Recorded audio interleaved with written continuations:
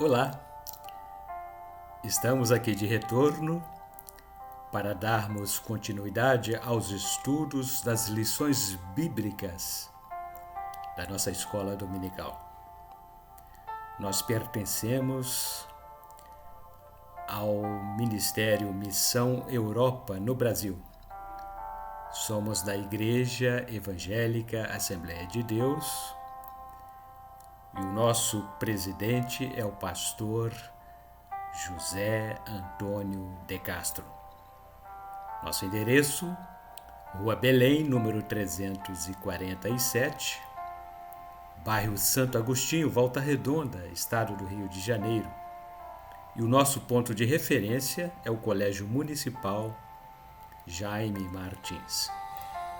Também temos a nossa filial, que situa-se à Rua 9, número 25, bairro Freitas Soares, município de Porto Real, também estado do Rio de Janeiro. E temos a nossa filial na cidade mineira de Santa Rita de Jacutinga. E brevemente estaremos anunciando aqui o endereço, o mais novo endereço do nosso grande templo que está para ser inaugurado. Esta é a nossa revista Ebenezer Dominical, órgão oficial do nosso Ministério Missão Europa. E a temática que estamos tratando neste segundo trimestre do ano de 2022 fala sobre o avigoramento em vasos de barro. Temos a honra de ser o comentarista dessas lições e durante este trimestre falaremos sobre a importância do avivamento para a cura interior. Hoje, lição número 3, 17 de abril de 2022. A temática: o sustentáculo do avivamento. O nosso texto áureo está com base no Salmos número 68, verso 6. Diz assim o salmista: Deus faz que o solitário viva em família. Liberta aqueles que estão presos em grilhões. Mas os rebeldes habitam em terra seca. A nossa verdade aplicada. A família faz parte do projeto de Deus e por isso foi engendrada para viver em um ambiente de perfeita conformidade com a sua vontade. Deus está propenso a restaurar a família, livrando-a das grandes perdas e das injustiças advindas pela queda humana. O nosso texto de referência encontra-se também no Salmo número 68, a partir do primeiro verso. Levante-se, Deus, e sejam dissipados os seus inimigos. Fugirão de diante dele os que o odeiam. Versículo 2. Como se impele a fumaça, assim tu os impeles. Assim como a cera se derrete diante do fogo, assim pereçam os ímpios diante de Deus. Versículo 3. Mas alegrem-se os justos e se regozijem na presença de Deus e folguem de alegria. Versículo 4. Cantai a Deus, cantai louvores ao seu nome. Louvai aquele que vai montado sobre os céus, pois o seu nome é Senhor e exultai diante dele. Versículo 5. Pai de órfãos e juiz de viúvas é Deus, no seu lugar santo. E versículo 6. Deus faz com que o solitário viva em família. Liberta aqueles que estão presos em grilhões, mas os rebeldes habitam em terra seca. Na introdução, nós falamos que a nossa luta não está restrita a combates contra meros seres humanos. Nossa batalha está voltada contra um conjunto de forças malignas que são opositoras à obra de Deus. Paulo escreveu que lutamos contra as hostes espirituais da maldade nos lugares celestiais. Epístola aos Efésios, capítulo 6, versículo 12. O apóstolo fez essa exortação acerca da batalha espiritual que enfrentamos em nossa própria mente, na família e na igreja. Instruindo a igreja em Éfeso, ele os fez compreender a realidade do conflito que todos teremos de enfrentar e de que forma deveremos encarar essa guerra. Ainda, Epístola de Paulo aos Efésios, capítulo 6, versículos 10 a 20, poderemos ler. E essa luta não é contra o próprio ser humano, mas perdurará até o final dos tempos, ou seja, até o grande dia do nosso Senhor Jesus Cristo. E no tópico 1, o tema é: o referencial é a autoridade. Então Jesus lhes disse: todos vós, esta noite, vos escandalizareis em mim, porque está escrito: ferirei o pastor e as ovelhas do rebanho se dispersarão. Evangelho de Mateus, capítulo 26, versículo 31. O ponto de referência para o ataque do inimigo é o princípio de autoridade, que é o que nos impulsiona na direção correta para alcançarmos algo novo. A ausência da figura paterna como o cabeça da família representa uma pessoa que está dominada pelos seus próprios problemas. Traz a ideia de orfandade, viuvez e desestruturação familiar, o que dá o sentido de insegurança e falta de proteção. Não é à toa que o diabo é considerado o pai da orfandade. E no subitem 1.1 falaremos sobre um sistema religioso matriarcal. A religião que se diz oficial no Brasil possui um sistema religioso matriarcal. Segundo sua visão do mundo espiritual, o sistema religioso é composto majoritariamente por mulheres, a quem se denominam padroeiras de uma localidade. O objetivo é estabelecer uma obstrução ao relacionamento com a paternidade divina.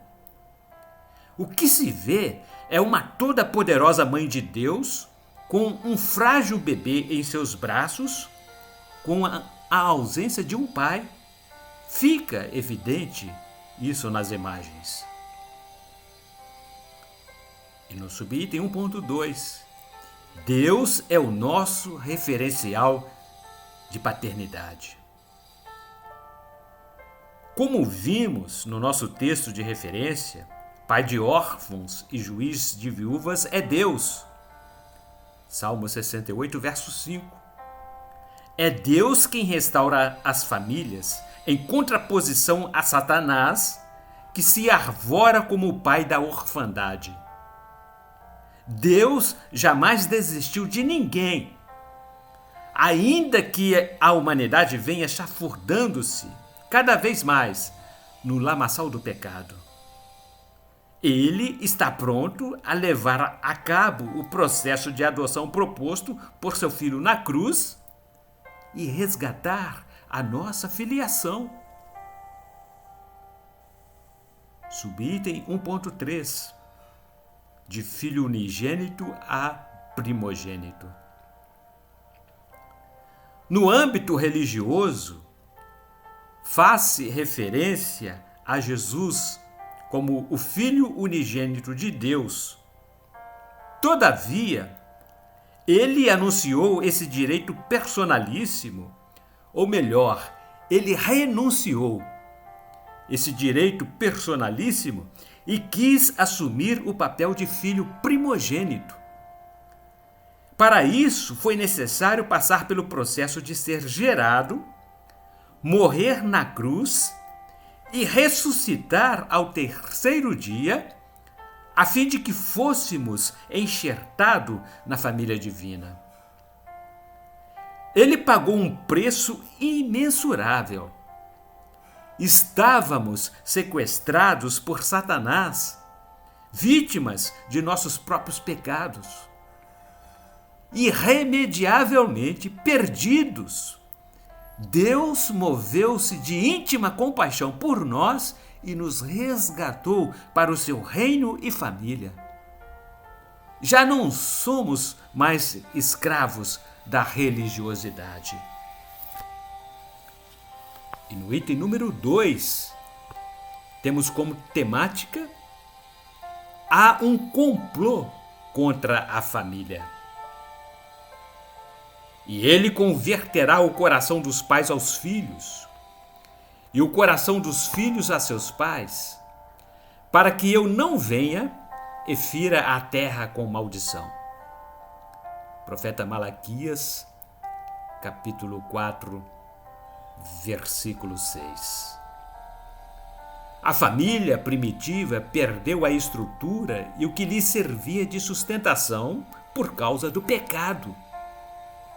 A terra foi amaldiçoada como consequência dessa catástrofe humana.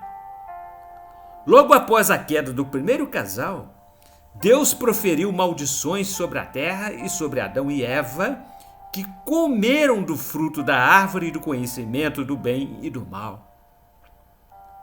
Havia uma ordenação expressa por Deus para que não o fizessem. Eles apenas não desafiaram a ordem divina, mas o desejo ególatra fizeram-nos idólatras e quiseram tornarem-se semelhantes a Deus. A partir de então, pensaram em definir os seus próprios conceitos de bom e mal. A eles não foi possível conhecer o bem e o mal sem que antes se tornassem mal. Essa foi a grande jogada de Satanás. Até hoje, continua a seduzir muita gente. Subitem 2.1. A dinâmica da restauração familiar. A Bíblia relata que fomos feitos filhos de Deus, através de Jesus fomos feitos filhos da família divina. Fomos feitos tem o sentido de que fomos adotados por Deus e agregados à sua família. A adoção efetua-se mediante uma decisão judicial que, segundo a lei brasileira, atribui a situação de filho ao ser adotado. Essa é a grande dinâmica da reconstituição familiar. Deus assumiu o papel de pai, repeliu a solidão, rebentou as cadeias da rejeição eterna e restaurou a nossa comunhão com Ele. E no subitem 2.2, nenhum sucesso compensa o fracasso da família. Todos os dias, milhares de pessoas perdem seus empregos, antigas amizades, recursos financeiros e até mesmo a saúde. Todavia, são coisas que podem ser recuperadas até com certa facilidade. No entanto, a perda da família pode ser fatal, principalmente para um líder eclesiástico. Porque se alguém não sabe governar a sua própria casa, terá cuidado da igreja de Deus? Escreveu o apóstolo Paulo, 1 Timóteo, capítulo 3, versículo 5. Um líder que perde a própria família fica sem condições morais para continuar exercendo o papel de líder. O trauma espiritual ocasionado pelo fracasso familiar é muito grande. Muitos líderes são afetados por essa trama espiritual, o que acaba gerando igrejas traumatizadas por causa desse legado de fracionamento familiar.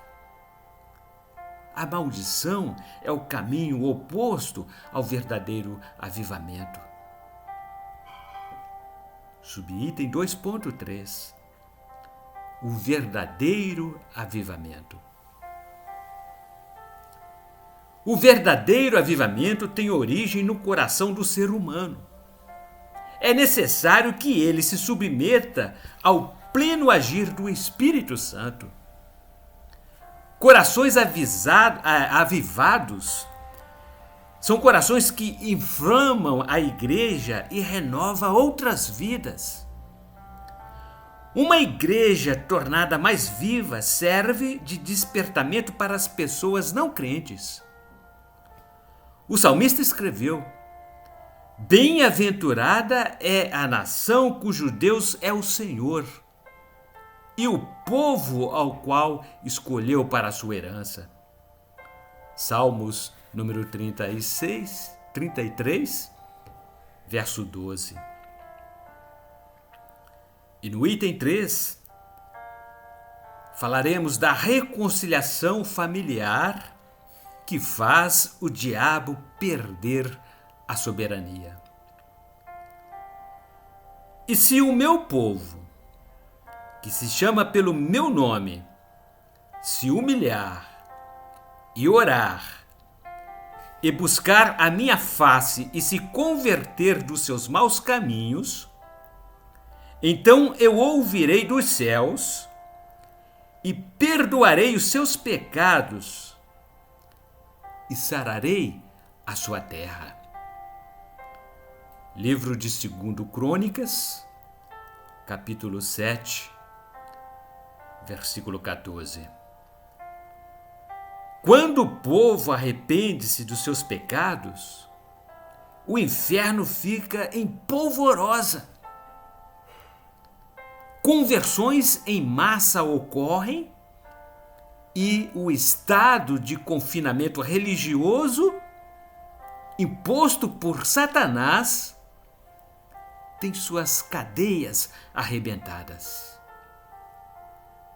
A busca de um novo avivamento renova a mentalidade das pessoas e elas mudam o comportamento.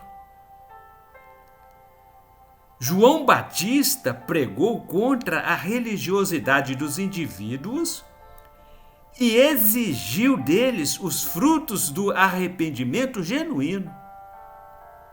Famílias são saradas e se reconciliam ao verdadeiro amor. Subitem 3.1. Jesus é o avivamento em pessoa. João Batista abriu caminhos para que Jesus viesse passar. Ele foi o profeta considerado pelos cristãos como o precursor de Jesus Cristo, o Messias enviado de Deus. Durante o ministério evangelístico de Batista, o povo arrependia-se dos seus pecados e os confessava. A mudança de mentalidade gerava mudança de atitudes e as famílias reconciliavam-se. O anunciador veio à frente de Jesus com o objetivo de anunciar a sua chegada. Seria o acontecimento mais importante a ser registrado na história da humanidade. João Batista veio e anunciou que Jesus, o Messias prometido, iria nascer e salvaria o mundo da perdição eterna. O caminho já estava aberto. Jesus veio expulsando os demônios e realizando curas milagrosas. Os sinais de maravilhas fluíram como um rio. Multidões foram salvas do inferno e instruídas sobre o plano da salvação. Verdadeiros discípulos foram habilitados para darem continuidade à grande obra do Mestre. Jesus foi o avivamento em pessoa. Ele abriu um novo caminho e preparou um avivamento coletivo, com a descida do Espírito Santo no dia do Pentecoste. Subitem 3.2, o verdadeiro pilar do avivamento. De acordo com a engenharia civil, um pilar é um elemento estrutural vertical usado normalmente para receber os esforços diagonais de uma edificação e transferi-los para outros elementos, como as fundações. A reconciliação e a restauração de famílias, mediante o poder restabelecedor de Jesus, representam os pilares de um avivamento que trará consistência. O mover do Espírito Santo desperta as pessoas para o reconhecimento e confissão de seus pecados, liberação de perdão aos seus ofensores e reconciliação de relacionamento. Subitem 3.3, o alicerce do avivamento. Agora estarão abertos os meus olhos e atentos os meus ouvidos à oração deste lugar. Porque agora escolhi e santifiquei esta casa, para que o meu nome esteja nela perpetuamente. E nela estarão fixos os meus olhos e o meu coração todos os dias. Livro de 2 Crônicas, capítulo 7, versículos 15 e 16. Avivamento genuíno é a manifestação do poder de Deus na vida pessoal e coletiva da nação. Pessoas são reanimadas pela fé através da oração. Aliado a isso, é evidente que o arrependimento toca o coração de Deus. Nos dias do rei Salomão, um grande avivamento ocorreu na história do povo de Deus em Israel, conforme capítulos 6 e 7 do livro de 2 Crônicas.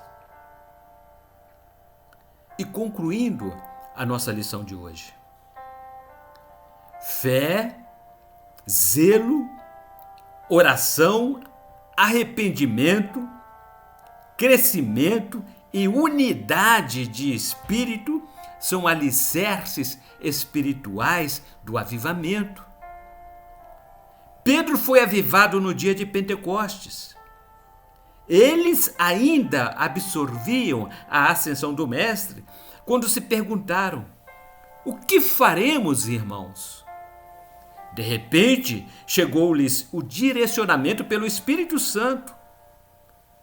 Foi o maior avivamento ocorrido àquela nação. Pedro respondeu: arrependam-se. Também havia algo em comum: a separação do pecado. Por isso, saí do meio deles e apartai-vos, diz o Senhor, e não toqueis nada imundo, e eu vos receberei. Epístola de Paulo, 2 a Coríntios, capítulo 6, versículo 17. Esta foi então a nossa lição número 3. Tratamos sobre o sustentáculo do verdadeiro avivamento. E por isso então compreendemos o porquê que a família foi a primeira instituição divina. Porque sem esse pilar, sem esse sustentáculo, não existe sociedade e muito menos não será possível o estabelecimento da igreja. Que Deus a todos abençoe em Cristo Jesus. E prometemos retornar no próximo domingo, dia 24 de abril de 2022, se Jesus não vier até lá, com a nossa lição número 4, e estaremos estudando sobre Jefité, uma história triste e bonita. Jefité e suas emoções não saradas. Até lá, que Deus a todos abençoe em nome de Jesus. Essa é a nossa revista Ebenezer Dominical. E o nosso tema do trimestre, o avivamento em vasos de barro. Nós pertencemos à Convenção Internacional Ministério Europa e somos da Igreja Evangélica Assembleia de Deus, Ministério Missão Europa no Brasil. Faça-nos uma visita, principalmente nas nossas escolas bíblicas dominicais aos domingos, todos os domingos, a partir das 9 horas. Ali estaremos reunidos à Rua Belém, número 347, bairro Santo Agostinho, Volta Redonda, Rio de Janeiro.